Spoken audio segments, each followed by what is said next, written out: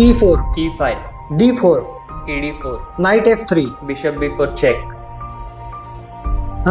याच्या पुढचं blind fold नाही जमणार, त्याच्यापेक्षा मी माझ्या प्रश्नांना सुरुवात करतो. नमस्कार, मी आदित्य गाडगीळ. द डायलॉग मध्ये तुमच्या सगळ्यांचं स्वागत. आज द डायलॉग वरती माझा एक अतिशय जवळचा मित्र आलेला आहे. तो आहे रोहित पवार, सोलापूरचा इंटरनॅशनल रेटेड चेस प्लेअर, म्हणजेच आंतरराष्ट्रीय गुणांकन प्राप्त बुद्धिबळपटू. रोहित, द डायलॉग वरती तुझं खूप खूप स्वागत. थँक्यू आदित्य.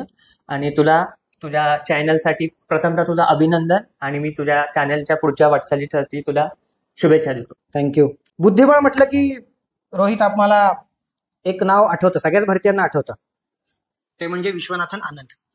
2000 साल लगेच आमच्या डोळ्यासमोर येतं की पहिल्यांदा वर्ल्ड कप आपल्याकडे आलेला होता, आणि जवळपास 12 वर्ष तो आनंदने टिकवला असं म्हणूयात. 12 वर्ष साधारणतः आपल्याकडे विजेतेपद होतं बुद्धिबळाचं. आणि आता या विषयाचा पॉडकास्ट घेण्यामागचं प्रमुख कारण तुलाही माहिती आहे की पुन्हा एकदा एक तप उलटल्यानंतर 2024 मध्ये फार काही जास्त दिवस अजून झालेले नाही, पण डी गुकेशने तरुण आपला बुद्धिबळपटू त्याने आपल्याकडे विश्व विजेतेपद पुन्हा आणलं.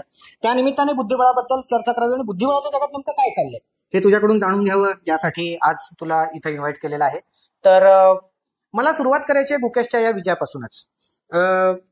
मी म्हणालो त्याप्रमाणे एक मोठा काळ आनंद नंतर आपण थोडासा पिछाडीचा म्हणण्यापेक्षा आपण टॉप पोझिशनला पोहोचलेलो नव्हतो. गेली 12-13 वर्ष आपण 12 पासून 25-24 पर्यंतचा काळ बघूयात, एक तपच साधारणतः. आता जे गुकेशने विजेतेपद आणलेलं आहे, खरोखरच अतिशय आनंदाची बाब आहे आणि प्रत्येकाला त्याचं कौतुक असणारच आहे. पण मला एक बुद्धिबळपटू या नात्याने तुझी ह्या विषयावरची फर्स्ट कॉमेंट अशी हवी आहे की गुकेशच्या विजयाने भारताला नेमकं काय दिलं आणि त्याचं अनालिसिस कसं करशील साधारणतः तू? ओके, तर प्रथम मी सांगू इच्छितो की गुकेशच्या या विजयाने भारताला खूप काही दिलं. कारण की जर आपण 2024च्या आधीचं थोडंसं बुद्धिबळ बघितलं, नक्कीच बुद्धिबळ 2020 ते 24 मध्ये असं म्हणतात की बुद्धिबळ संख्या, खेळणाऱ्यांची संख्या ही जवळपास 20 ते 25 पटीने वाढली जर आपण ओव्हरऑल अनालिसिस बघितलं तर. आणि पर्टिक्युलरली भारतात बघितलं तर त्याचा ग्रोथ 30 ते 35% असा दिसतोय. म्हणजे ऑफलाईन बुद्धिबळ आणि ऑनलाईन बुद्धिबळ हे दोन्ही मिळून, म्हणजे एकूण बुद्धिबळ खेळणाऱ्यांच्या संख्येमध्ये 35%ची भर. 30 ते 35%. आणि दोन्ही आता सध्याला आपल्याकडे बुद्धिबळ ऑनलाईन ही खेळलं जातं, आणि आधी म्हणजे जवळपास ज्या वेळेस इंटरनेट हे घरी घरी पोहोचलं नव्हतं त्याच्या आधी हे ऑफलाईनही खेळलं जात होतं. ऑफलाईन तर आय थिंक सर्वांना माहिती, पण ऑनलाईन आपण त्याबद्दल पुढे बोलूच. पण ऑनलाईन बुद्धिबळ आणि ऑफलाईन बुद्धिबळ ह्या खेळणाऱ्यांची संख्या बघितली आपण तर त्याच्यामध्ये 30 ते 35% ग्रोथ आहे. आणि गुकेशच्या विजयानंतर सध्याला पालक आणि बुद्धिबळ खेळाडू ह्या दोघांमध्ये एक नवीन प्रकारची त्यांना एक ऊर्जा मिळाली असं आपण उत्साह आलाय त्यांना बुद्धिबळ खेळण्यामध्ये. आणि बुद्धिबळाकडे बघण्याचा थोडासा दृष्टिकोन पण बदललाय. कारण की आतापर्यंत जर आपण मी इतर गेम विषयी बोलू, म्हणजे दुसऱ्या खेळाबद्दल सांगितलं, उदाहरणार्थ क्रिकेट, तर क्रिकेट ऍक्च्युली 16 देश खेळतात. बुद्धिबळ सध्याला नाही म्हणलं तरी 194 पेक्षा जास्त देश बुद्धिबळ खेळतात. मोठी संख्या. ही संख्या बहुतेक जणांना माहित नाही, पण तरी पण त्याच्याकडे बघण्याचा दृष्टिकोन तेवढा इंटरेस्टिंग नव्हता असं आपण म्हणतो. पण या विजयानंतर एखादा 18 ते 19 वर्षाचा मुलगा जागतिक विश्व विजेतेपद मिळू शकतो भारतातला, हे एक खूप चांगला मेसेज गेलेला आहे. आणि त्याच्यामुळं पालकांचा आणि बुद्धिबळ खेळाडूंचा एक पॉझिटिव्ह दृष्टिकोन या खेळाकडे निर्माण झालेला आहे. आधी बुद्धिबळाकडे जेव्हा बघितलं जात होतं तेव्हा दुसरे जे गेम आहेत पत्त्यासारखे गेम, तशा प्रकारचा कॅरम आहे तशा प्रकारचा एक कॅरम तरी आपण थोडासा सुपिरियर म्हणू, बरोबर, पण पत्त्यासारखा एका प्रकारचा म्हणजे टाइमपासचा गेम म्हणून बघितलं जात होतं खरं सांगायचं. पण हळूहळू बुद्धिबळाचे फायदे पालकांना म्हणा किंवा बुद्धिबळपटूंना म्हणा हे कळाले, आणि त्याच्यानंतर बुद्धिबळाकडे बघण्याचा दृष्टिकोन बदलला. आणि आता ह्या विजेतेपदामुळे तर बुद्धिबळाकडे करिअर करता येईल या दृष्टिकोनातून पालक आणि बुद्धिबळ खेळाडू पण बघत आहेत. एक संपूर्ण जगाचं तर लक्ष वेधून घेतलं, पण आपल्या या खेळाची उत्पत्ती जिथे झालेली आहे त्या देशामधल्याही सगळ्यांचं लक्ष वेधून घेतलेलं आहे. आणि गुकेशने एक मोठी कामगिरी पार पडली, आणि तू म्हणतेस त्याप्रमाणे आता पॅन इंडिया खूप सिरियसली या खेळाला घेतली जाईल अशी आशा आहे. मी आता म्हणालो त्याप्रमाणे हा खेळ आपला आहे, आपल्याकडे जन्मलेला आहे. बुद्धिबळाचा जन्मदाता भारत आहे. तर ह्याच्याबद्दल बऱ्याच आख्यायिका वगैरे सांगितल्या जातात. म्हणजे खूप इंटरेस्टिंग फॅक्ट आहे, म्हणजे तुम्हाला सुद्धा सगळ्यांना हे ऐकताना तर खूप मजा येईल रोहित आपल्याला त्याच्याबद्दल सांगेल. बुद्धिबळाचा इतिहास काय नेमका सांगतो? हा खेळ इथलाच आहे हे तर नक्की, पण काय त्याच्याबद्दल साधारणतः बोललं जातं? ओके, तर ऍक्च्युली बुद्धिबळाचा इतिहास जर आपण बघितला आणि बऱ्याच या फील्ड मधल्या एक्सपर्ट लोकांचं ओपिनियन जर बघितलं तर त्याच्यात आधी भरपूर डिफरन्स होता, पण कालांतराने बऱ्याच जणांनी इव्हन यामधील एक्सपर्ट लोकांनी सुद्धा मान्य केलं की बुद्धिबळाचा उगम हा भारतातलाच आहे. तर त्याचा थोडासा इतिहास सांगायचं म्हणलं तर रावणाची बायको मंदोदरी हिने प्रथमतः बुद्धिबळ रावणाला शिकवलं असं म्हणते. का? त्याला पण 2 रिझन होतं. एक तर रावणाला युद्धनीती कळावी, चांगली युद्धनीती कळावी, आणि दुसरं म्हणजे तो युद्धापासून थोडासा अलिप्त राहावा. ह्या 2 हेतूने तिने पहिल्यांदा रावणाला बुद्धिबळ शिकवलं असं म्हणजे माझ्या पण वाचण्यात आलंय आणि आख्यायिका म्हणू आपण, आख्यायिका म्हणू शकतो. आणि त्याच्यानंतर कालांतराने अनेक राजे महाराजे, आपण बिरबलांच्या भरपूर गोष्टी ऐकलेल्या आहेत, त्याच्यामध्येही असा संदर्भ मिळतो की बुद्धिबळ त्या काळी म्हणजे खेळला जात होता. तर असे भरपूर संदर्भ आणखीन आपल्याला मिळतील हुडकले तर हे म्हणायला काही हरकत नाही की याचा उगम नक्कीच भारतात झालेला आहे. आज म्हणजे या खेळाचा उगम आपल्या देशात झाला होता, आपण त्याचा शोध लावला असं म्हणूया, आणि आज गुकेशमुळे त्याच खेळामध्ये आपण टॉपच्या पोझिशनला पोहोचलेलो आहे. म्हणजे ही आनंदाची बातमी की ज्या खेळाचा शोध आपण लावला त्याच्यामध्येच आता आपण सर्वोच्च स्थानी पोहोचलेलो आहे. ही आनंदाची गोष्ट आहे. थोडंसं बुद्धिबळाच्या टेक्निकल इन्फॉर्मेशनकडे मला वळायचं रोहित. म्हणजे माझी इच्छा अशी आहे की आजच्या या आपल्या गप्पांमध्ये बुद्धिबळाच्या जेवढ्या शक्य तेवढ्या बारीक बारीक गोष्टी कळाव्यात. कोणकोणते फॉर्मॅट आहेत बुद्धिबळ खेळण्याचे ह्याच्याबद्दल सांग. ओके, तर एक सोप्या भाषेत सांगायचं झालं आदित्य, तर फॉर्मॅट जे आहेत ते बेसिकली 4 आहेत बुद्धिबळाचे. तर त्याला म्हणजे त्याची नावं classical chess, rapid chess, blitz chess आणि ब्लाइंड फोल्ड चेस. ऍक्च्युली आणखीन 5वा ऑनलाईन आहे, त्याला आपण बुलेट चेस म्हणतो. ओके, तर या 5 पैकी एक जो आहे ब्लाइंड फोल्ड, हा सहसा कसं भारतामध्ये जास्ती करून याचे काही मॅचेस किंवा टुर्नामेंट्स वगैरे होत नाही. त्याच्यामध्ये जसं आपण स्टार्टला डोळे झाकून थोडासा बुद्धिबळ खेळण्याचा प्रयत्न केला, तो प्रकार म्हणजे ब्लाइंड फोल्ड. त्याच्यामध्ये सुरुवातीला आपण जे केलं तो ब्लाइंड फोल्ड आहे. त्याच्यामध्ये कसं की दोन्ही खेळाडूंच्या डोळ्यावर पट्टी बांधलेली असते. ओके, म्हणजे त्यामुळे आपण त्याला ब्लाइंड म्हणतो, काही बघू शकत नाही. तर पूर्ण इमॅजिनेशनवर बुद्धिबळ खेळला जातो. म्हणजे मूव पण प्रोनाऊन्स केले जातात. एक व्हिज्युअलाइज करायचं. एक मूव मी म्हणजे सपोज करा आपण दोघं जसं स्टार्टलाच खेळलो, एक प्लेअर एक मूव त्याची प्रोनाऊन्स करेल, नंतर त्याच्यानंतर दुसरा, आणि सो ऑन गेम कंटिन्यू होईल. तर हा झाला ब्लाइंड फोल्ड प्रकार. आणि जसं मी सांगितलं की याचे जास्त भारतात म्हणा किंवा you're comparatively all over the world पण एवढे मॅचेस होत नाही सध्याला. ओके, कारण की तो इंटरेस्टिंग वाटत नाही. बरोबर. दुसरा आहे क्लासिकल. त्याच्यामध्ये कसं आहे की क्लासिकल बुद्धिबळामध्ये आपण टोटल टाइम जो आहे एका मॅचचा हा 2 तास असू शकतो, 1.5 ते 2 तास. काही मध्ये 1 तासही असू शकतो. ते बेसिकली डिपेंड आहे ऑर्गनायझरवर. ओके, म्हणजे सपोज करा मला 1.5 तास असेल तर माझ्या प्रतिस्पर्ध्याला पण 1.5 तास टाइम दिला जातो, आणि ऑन अन ऍव्हरेज 3 तासामध्ये मॅच संपवावी लागते. आता इन्क्रीमेंट नावाचा नवीन प्रकारही भरपूर जणांना माहित असेल. त्याच्यामध्ये शेवटी 50 मूव्ह नंतर टाइम वाढतो. येस, 50 मूव्ह किंवा काही ठिकाणी आधी 40 मूव्ह पण असा नियम होता. ओके, तर त्याच्यामध्ये काय दिलं जातं की लास्टला त्याला आपण सडन डेथ असंही म्हणतो. म्हणजे लास्ट हे 1.5 तास आणि अपोनंटचे 1.5 तास, राईट, हे संपले समजा, तर लास्टला एक 15-15 मिनिटाचा सडन डेथ, म्हणजे तो जर वेळ संपला तर तो प्लेअर हरला. माझा 15 मिनिटं शेवटचे संपली माझी, तर मी गेम हरेल. अपोनंटचे संपले तर अपोनंट हरेल, जर रिझल्ट थ्रू प्ले लागला नाही तर, म्हणजे कुणी एकमेकाला चेकमेट केलं नाही तर, किंवा कुणी रिझाईन दिलं नाही तर हे झालं क्लासिकल बुद्धिबळ. रॅपिड मध्ये अगेन एक मॅच जी असते रॅपिड मध्ये, तर ती फार ते फार 1 तासापर्यंत चालू शकते. म्हणजे अर्धा तासाचा टाइम स्पॅन दिला जाऊ शकतो. ओके, याच्यामध्ये पण जे आपण आता बोलतो टाइम स्पॅन बद्दल बरेचसे चेंजेस वाचण्यात आलेत, काही ठिकाणी इम्प्लिमेंट पण केले गेलेले. पण सहसा मी ऍव्हरेज टाइम बघितला तर त्याच्याबद्दल माहिती सांगतो. तर रॅपिडमध्ये जसं मी म्हणलं की अर्धा तासामध्ये मॅच संपवावी लागते. बाकीचे रूल सेम क्लासिकलचेच रूल इकडे पण असतात. म्हणजे आपण त्याला प्लेइंग किंवा मुवमेंट रूल म्हणतो. लास्टचा जो आहे तो ब्लिट्स, त्याच्यामध्ये मॅच खूप फास्ट रित्या दोन्ही प्लेअरला खेळायला लागते, कारण की तिथं टाइम स्पॅनच कमी असतो. जवळपास 3 ते 5 मिनिटाचा टाइम स्पॅन एका प्लेअरला दिला जातो. म्हणजेच एक मॅच 6 ते 10 मिनिट चालू शकते. Again it depends on organiser. पण हा आपण फॉर्मॅट जो आहे ब्लिट्स, हा सगळ्यात फास्ट फॉर्मॅट समजला जातो, आणि again it is interesting as well. म्हणजे आपण आता 2020 जी क्रिकेटची मॅच बघतो अशा प्रकारचा हा फॉर्मॅट म्हणलं तरी काही हरकत नाही. आणि बुलेट जो आहे त्याच्यात फक्त 1 मिनिट असतो. म्हणजे एका प्लेअरला 1 मिनिट, म्हणजे 2 मिनिटात ती मॅच एनी हाऊ तुम्हाला संपवावी लागते. तर ते अतिशय जलद किंवा अतिशय फास्ट असल्यामुळे त्याला म्हणजे त्याचे बाकीचे रिक्वायरमेंट जे आपण बघितलं म्हणजे चेस क्लॉक, तर त्याची अॅक्युरेसी खूप महत्वाची आहे आणि मायक्रो सेकंदांनी फरक पडत असेल. Yes, correct. त्यामुळे सहसा हे फन गेम आपण जो म्हणतो किंवा फन साठी हे ऑनलाईन मोडवर अशा प्रकारचा म्हणजे बुलेट प्रकारचा मोड जो आहे तो युज केला जातो आणि खेळला जातो.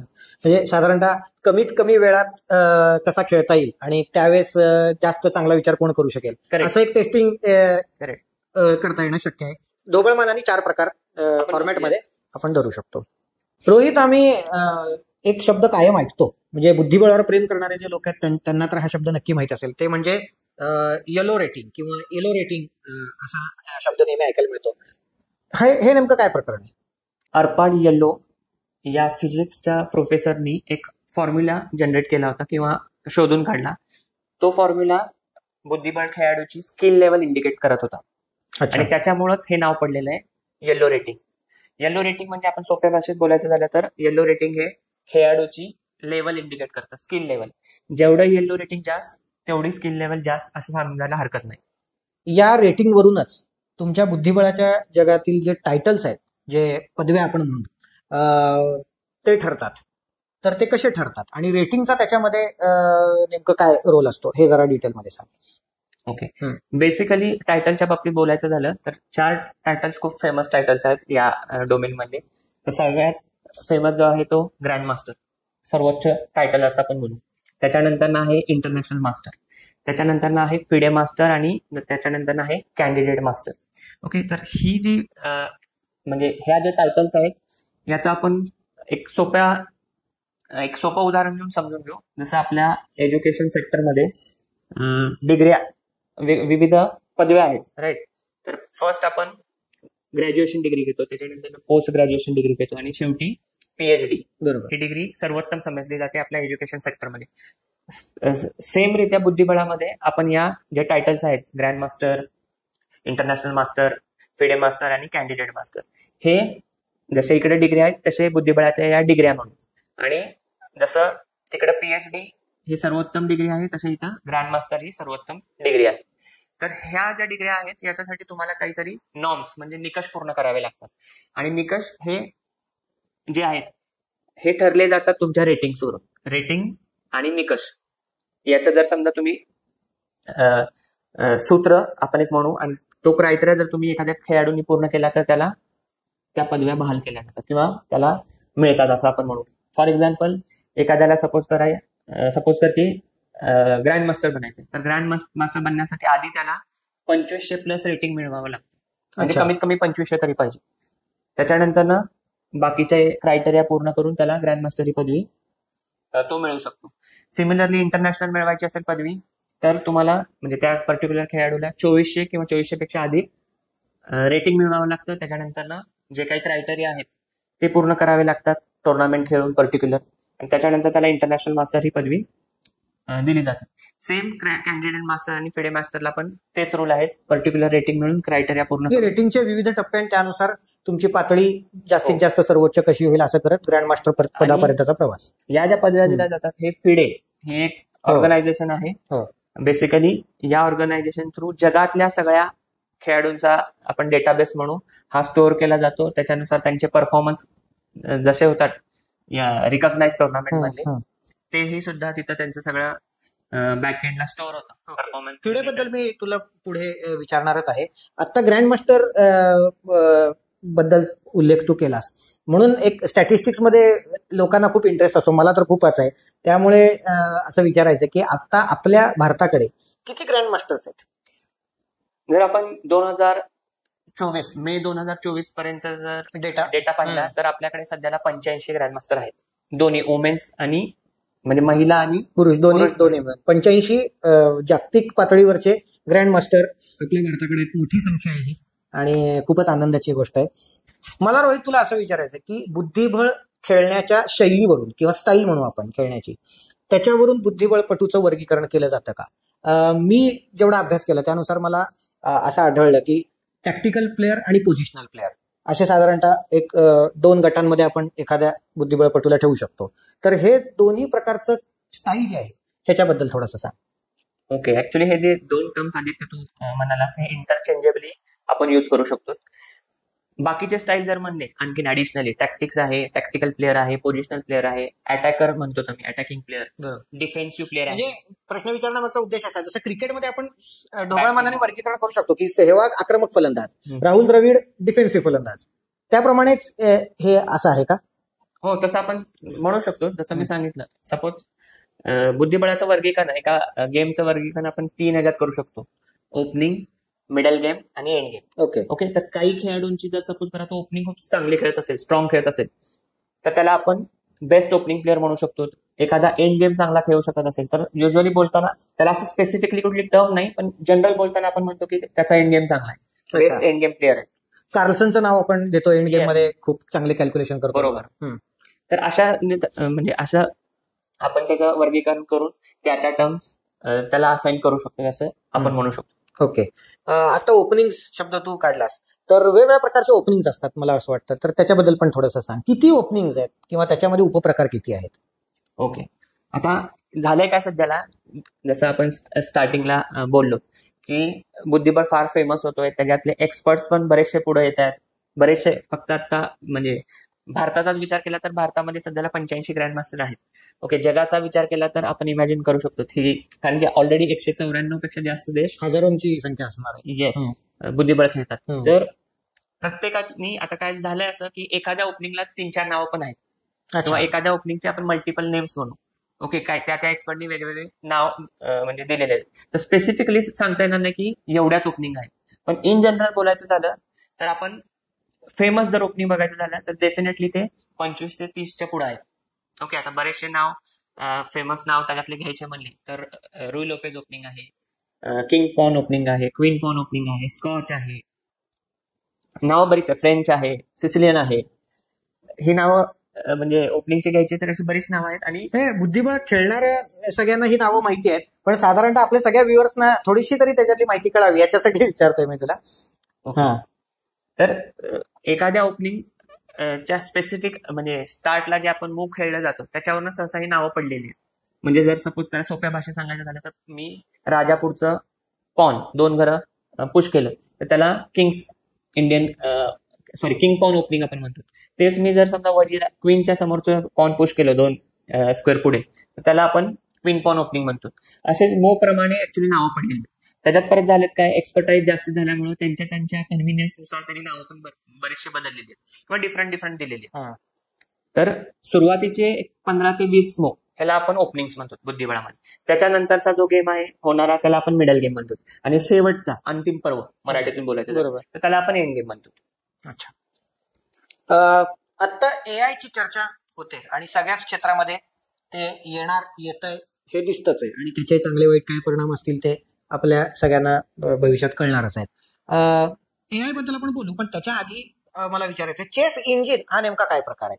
ओके, तर बेसिकली चेसचे त्याच्या आधी इंजिनच्या बाबतीत थोडं सांगायच्या आधी मी सॉफ्टवेअर बद्दल सांगतो. जसे आपण सध्याला कॉम्प्युटरचे डिफरंट सॉफ्टवेअर वापरतो, डिफरंट वी कॅन से यूजसाठी, राईट, किंवा डिफरंट डोमेनमध्ये वेगवेगळे सॉफ्टवेअर्स आपण वापरतो. तसं चेसचे पण काही सॉफ्टवेअर्स आहेत, काही ऑनलाईन वेबसाईट आहेत. ओके, तर या ठिकाणी बेसिकली बघायला झालं तर आपल्याला मूव कॅल्क्युलेशन करावं लागतं किंवा प्रिडिक्शन करावं लागतं की कोणती मूव चांगली असेल, किंवा दुसरा पार्ट जर बोलला गेला तर अनालिसिस करावा लागतो एखाद्या मॅचचा किंवा एखाद्या पोझिशनचा. तर हे जे सगळं वर्क आहे बॅकग्राऊंडला, हे जे सगळं वर्क केलं जातं हे इंजिन थ्रू केलं जातं. अच्छा, त्याला आपण चेस इंजिन असं नाव ऍक्च्युली त्याला दिलेलं आहे. तर हे इंजिन काय करतं, ऍक्च्युली बेस्ट मूव कोणती आहे किंवा बेस्ट मूव कोणती असू शकेल एखाद्या पोझिशनमध्ये. एखादी सपोज करा आपण अनालिसिस करतोय गेमचा, तर एक कुठली मूव रॉंग मूव आहे, कुठली मूव ब्लंडर म्हणजे सगळ्यात घोडचूक मराठीतून म्हणायचं झालं, हे सगळं इंजिन थ्रू कॅल्क्युलेशन केलं जातं. तर या इंजिन म्हणजे या प्रकारचं कॅल्क्युलेशन करण्यासाठी कॉम्प्युटरचे भरपूर म्हणजे अल्गोरिदम्स वापरले जातात, मॅथमॅटिकल फॉर्म्युले वापरले जातात. तर सोप्या भाषेत बोलायचं झालं तर हे सगळं जे कॅल्क्युलेशन आहे, वेदर इट इज मॅथमॅटिकल किंवा अगेन त्याच्यात जर समजा मिक्सिंग असेल थिंग्स तर त्याला आपण हायब्रिड कॅल्क्युलेशन पण म्हणू शकतो. तर हे सगळं इंजिन थ्रू केलं जातं. हे सगळं त्याला आपण चेस इंजिन, आणि चेसच्या बाबतीत त्याला नाव पुढं पडले कारण की हे सगळं रिलेटेड आहे चेसचीच, तर त्याला पुढं नाव चेस इंजिन म्हणूनच म्हणजे पडलं.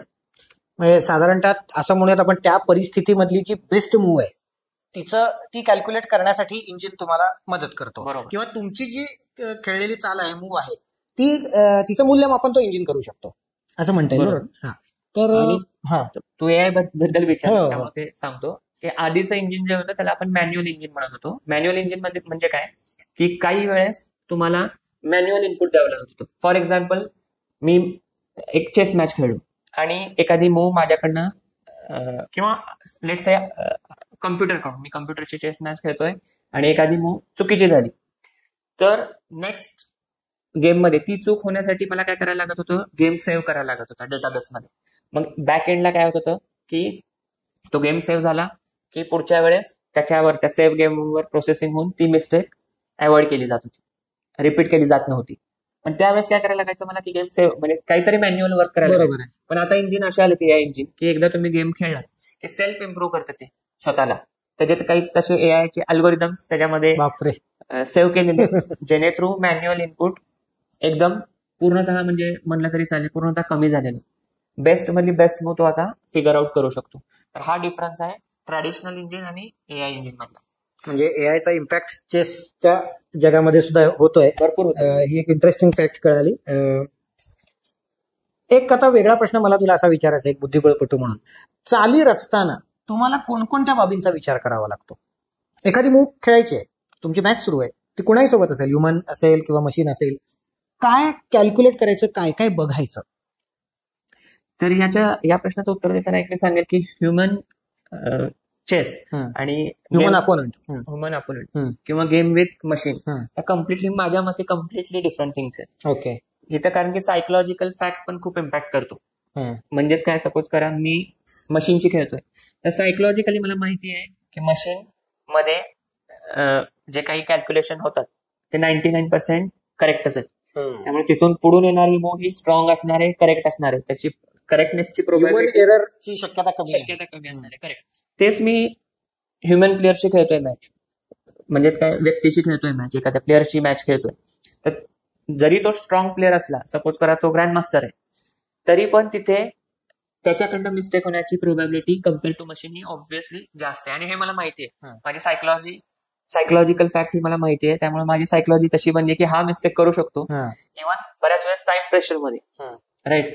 त्यावेळेस माझी खेळण्याची सायकोलॉजी ही ऑब्व्हियसली वेगळी असते, थोडासा पॉझिटिव्हनेस असतो कम्पेअर टू मशीन. जर मी स्ट्रॉंग, सपोज करा रेटिंग कम्पेअर केलं, मी 2500 रेटिंग सेट करून मशीनशी खेळतोय आणि मी 2500 रेटिंग असलेल्या अपोनंटशी खेळतोय प्रत्यक्षात, तर ह्या खूप डिफरंट थिंग्स आहेत. सायकोलॉजिकली इथे जर आपण सायकोलॉजिकल इफेक्ट बघितला तर तो नक्कीच असतो.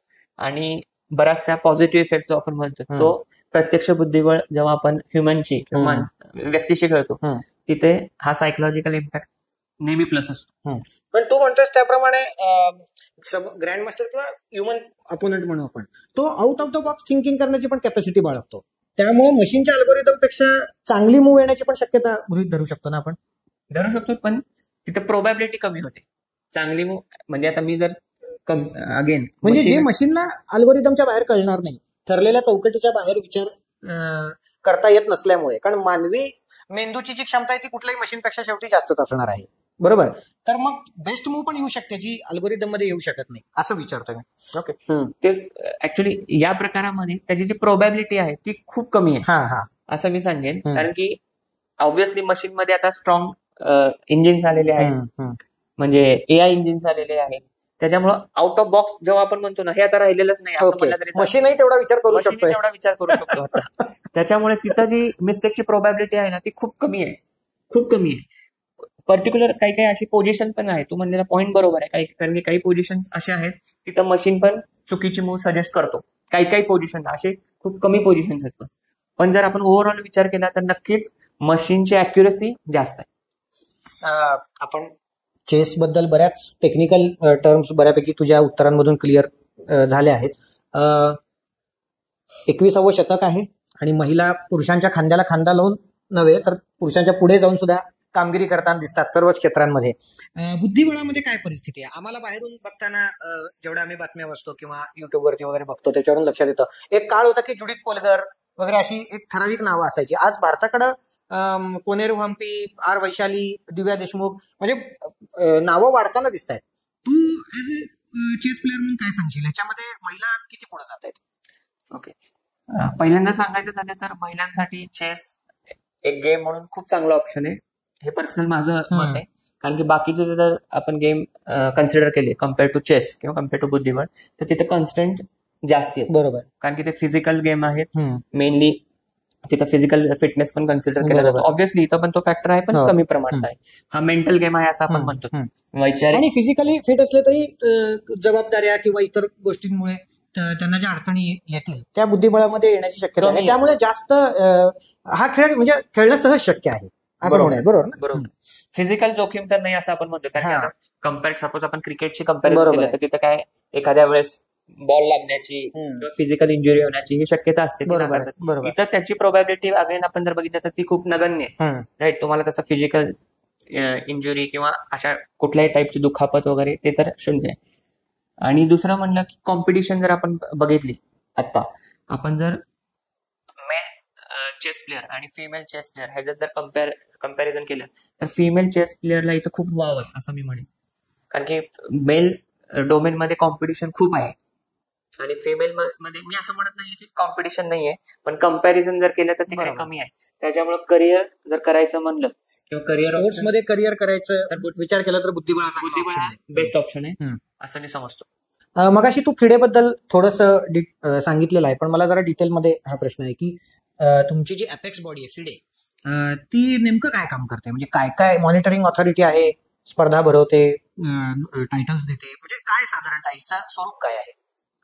आता जे आपण बोललो टायटल्स बद्दल, सध्या सगळ्या टायटलचं जे काही डेटा आहे, ओके, परफॉर्मन्स डेटा आपण म्हणू, किंवा सिंपल उदाहरण घ्यायचं की एखादा प्लेअर एखादी फिडे रिकॉग्नाइज किंवा ऑथोराइज टुर्नामेंट खेळतोय, तर त्याचा त्या टुर्नामेंट मधला जो काही परफॉर्मन्स असेल, म्हणजे ते सपोज करा 9 मॅचेस झाले, तो एखाद्या टुर्नामेंटमध्ये 9 मॅचेस खेळला, तर त्या 9 मॅचेसचा जो काही त्याचे रिझल्ट असतील, जे काही त्याचे पॉइंट्स मध्ये अपडाऊन झाले असतील रेटिंग पॉइंट मध्ये, हे सगळं बॅकएंडला फिडेकडे जातं आणि तो त्या टुर्नामेंट पुरतच ते मर्यादित राहत नाही. तो जगभरात कुठेही फिडे रेटिंग टुर्नामेंट खेळला तर त्याचा पूर्ण परफॉर्मन्सचा जो काही डेटा असेल रिलेटेड, हा फिडेकडे परत म्हणजे रिडायरेक्ट केला जातो आणि कुठेही तो उपलब्ध असतो.